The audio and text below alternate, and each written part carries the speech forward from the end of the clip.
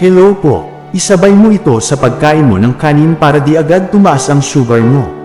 Herman Buelva po uli. Una, gulay muna bago kanin. Bakit nakakatulong? Fiber acts as harang sa bituka para hindi biglang pumasok ang sugar sa dugo. Best choices: ampalaya, okra, talbos ng kamote, repolyo, at sayote. Pangalawa, protina bago o kasabay ng kanin. Bakit nakakatulong? Pinapabagal ang digestion ng carbs at binabawasan ang sugar spike.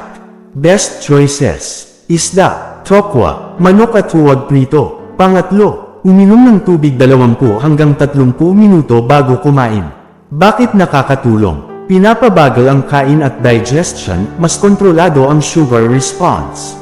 Practical tip: isang baso bago kumain, at iwas sabay-sabay na inom habang ngumunguya. Ika-4, salabat o ginger tea pagkatapos kumain.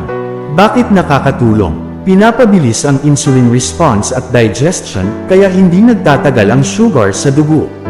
Best time: 20 hanggang 40 minuto after meal. Ika-5, apple cider vinegar o suka o diluted. Bakit nakakatulong? Pinapababa ang post-meal blood sugar spike. Paano? Isang kutsarita sa isang basong tubig. Inumin bago o pagkatapos kumain. Iwas kung may ulcer o GERD flare. Ika-6, huwag agad umupo o humiga pagkatapos kumain. Bakit nakakatulong? Light movement helps muscles gamitin ang glucose kaysa manatili sa dugo. Practical tip: 10 hanggang 15 minutong lakad. At kahit sa bahay lang. Ingat po palagi. God bless po.